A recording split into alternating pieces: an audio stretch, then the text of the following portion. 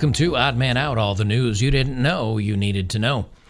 So the European Union is sending a stern warning to Elon Musk about the Trump interview they have planned this evening, and they remind Elon Musk that he's got to follow the European law when it comes to harmful things. So apparently, just letting Trump speak without being edited or moderated, because it's a live stream, he could say some terrible things, and they're sending warnings to Elon.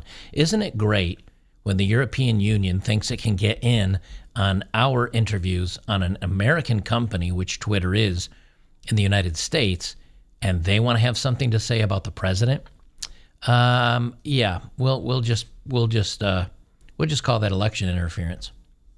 So this is the letter that was sent out by the European Commission. If you're in Europe and you're not worried, chilled, freaking out over the crush that they're coming down with on free speech over there, I don't know what to tell you. You gave up your ways to protect yourself against the government, and you've paid for it ever since. Here's the letter. Dear Elon Musk, I'm writing you in the context of recent events in the United Kingdom and in relation to the planned broadcast on your platform X of a live conversation between a U.S. presidential candidate and yourself, which will also be accessible to users in the European Union. Let me just pause there for a second. So it would also be the same if it was on CNN, MSNBC, CBS, ABC.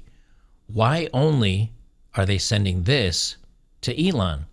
Because they don't like Elon, and because Elon stands for free speech, and because Elon will not censor anything before putting it on air.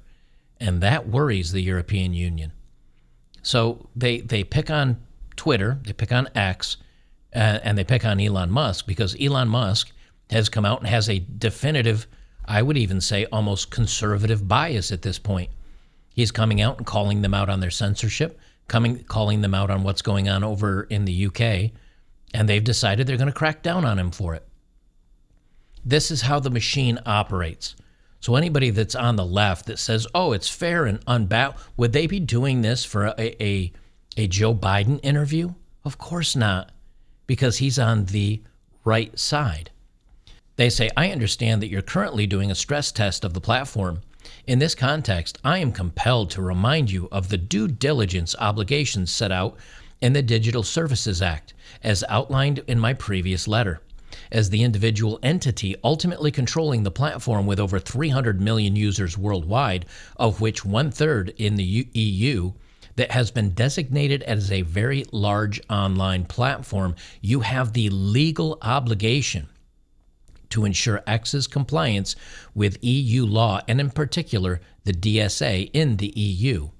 This notably means ensuring, on one hand, that freedom of expression and of information, included media freedom and pluralism, are effectively protected, and on the other hand, that all proportionate and effective mitigation measures are put in place regarding the amplification of harmful content in connection with relevant events, including live streaming, which, if unaddressed, might increase the risk of profile of X and generate detrimental effects on civic discourse and public security. This is important against the background of recent examples of public unrest brought about by the amplification of content that promotes hatred, disorder, incitement, and harm, or certain instances of disinformation. Do they fact check CNN and other major news organizations when Biden and or Harris and or anyone in the European Union, for that matter, comes out and touts lies and spreads quote-unquote myths and disinformation? They don't really seem to. So why is it so terrible that Elon Musk might let somebody that's running for the presidency speak his mind? Because Elon might ask him, what do you think about what's going on over in the European Union? What are your thoughts on free speech? What do you think about? And that would be very threatening to the EU. Another part of it, what about immigration? How do you feel about immigration? Look what's going on over in Europe. The countries, the cities are falling apart. That would be bad because it goes against what the leftists want. That's the only reason they've sent this letter out. They can't control Musk. They can't control Trump. They're on the opposition side, and it worries them. And that should worry you in the fact that they want to squash free speech because a thought might get out that they don't support.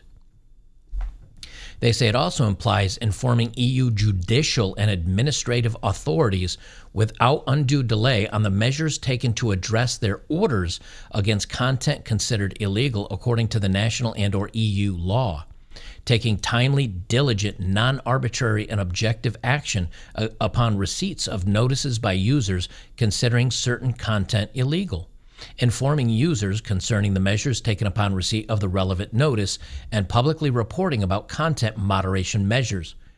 In this respect, I note that the DSA obligations apply without exceptions or discrimination to the moderation of the whole user community and content of acts, excluding yourself as a user with over 190 million followers, which is accessible to the EU users and should be fulfilled in line with the risk-based approach of the DSA, which requires greater due diligence in case of a foreseeable increase of the risk profile. That's a whole lot of words of saying you better say what we want you to say or you're going to be in bad trouble. From U.S. News, EU's Breton says Musk must comply with EU law ahead of Trump's interview. The EU industry chief, Thierry Breton, told billionaire Elon Musk in a letter on Monday he must comply with EU law ahead of Musk's interview. The interview is scheduled for 8 p.m. Eastern Standard Time, which we will be doing over on betterbachelor.locals.com and Rumble, links down below. I'll be doing that live tonight, and we're going to be talking about this stuff. They say in this context, I'm compelled, etc., etc. Most of this is repeating what the letter said. If this doesn't chill you, if this doesn't tell you that the leftists, if you have an idea or something they don't agree with, they don't want to have civic discourse. They want to shut you down. They want to shut you up. They don't want you to share the bad ideas because it might make you think bad of these horrible, horrible people. From BNN Bloomberg, UK says Starmer disagrees with Musk post about free speech. Keir Starmer's spokeswoman said he would disagree completely with comments made online by Reform UK party leader Nigel Farage and backed by Elon Musk, the second time in 8 days the Prime Minister's office has pushed back against remarks by the billionaire. Musk over the weekend used the social media platform X that he owns to describe as messed up arrests in Britain relating to the protests sparked by a July 29th event, which we've talked about previously, and it has lots of words that I can't say on YouTube. He also responded with yes to a post that suggested Starmer was putting people in prison who commit thought crimes on X, and responded true to a post by Reform UK party leader Nigel Farage calling the Prime Minister the biggest threat to free speech we've seen in our history. And this is from a couple of days ago.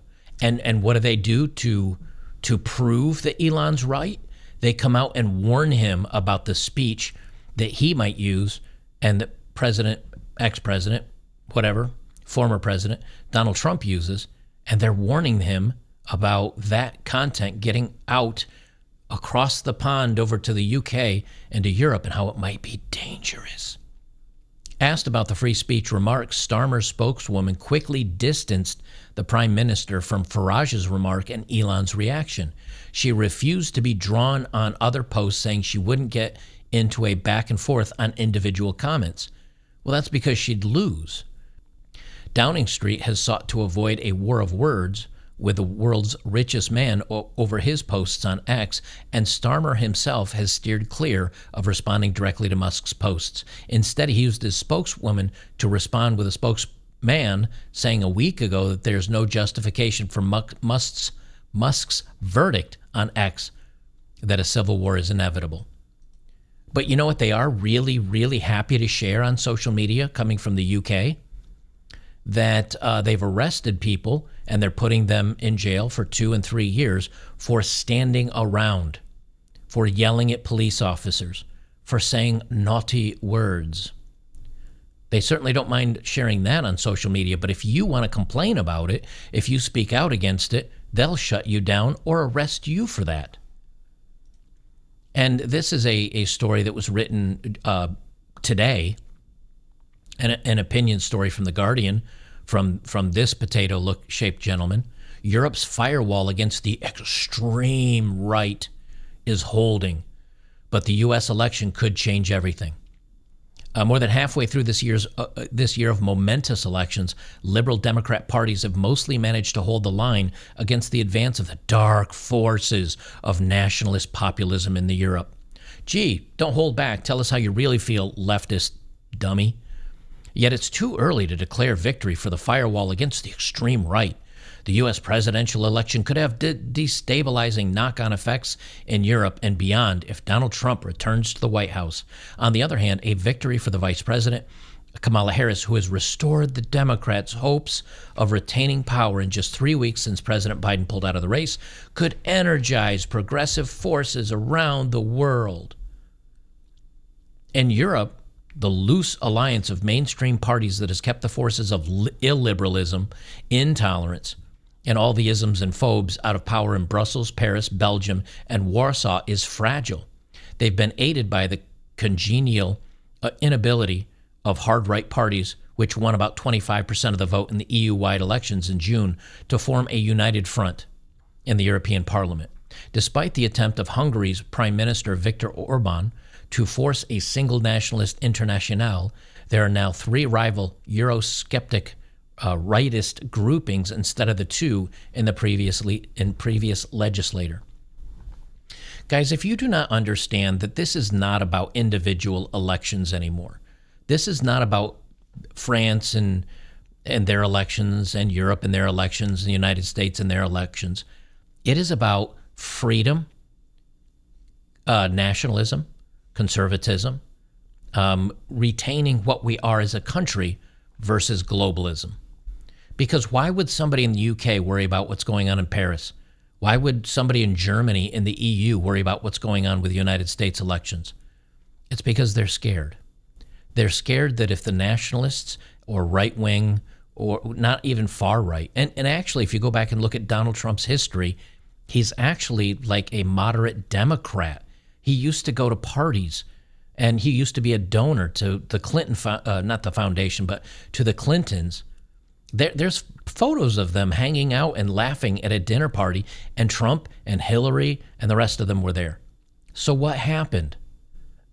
He came out, and they want to go far left.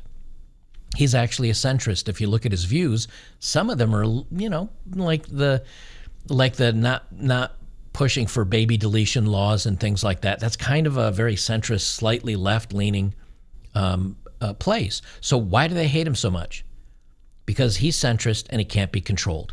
And they want all things progressive, all things hard left, all things global, all things unifying. The call has gone out, and there's certain agencies that I can't say anything about, but they include the group that is "You will eat the bugs and be happy." I know he doesn't have a mustache, but the two German, that German and the Austrian are virtually the same. You will own nothing and be happy. It's all the same people. It's all the same people. So we'll see, but I can tell you right now, they are going after him. Even the former Twitter executive suggests Elon Musk should be arrested over his tweet about the UK. This is from Ollie London. Bruce Daisley, Twitter's former vice president for Europe, Middle East, and Africa, has demanded Musk face personal sanctions, and an arrest warrant should be issued over his online comment about the current situation in the UK. This is who they are, and the source is The Guardian. This is who they are. They're telling you who they are. You will do what we want, or we will arrest you. You will do what we want, or we will silence you. We will sanction you. We will fine you. We'll bankrupt you. In the case of the United States, you'll do what we want, or we will pack the courts, or give term limits to the courts, or use OSHA to do improper things to force people not to work unless they take the jab. Over and over and over again, they show you who they are. And amazingly, half the population or more has been fooled into believing it. And they will not find out until they drag us all into an area where it's too late for everyone and we're all suffering.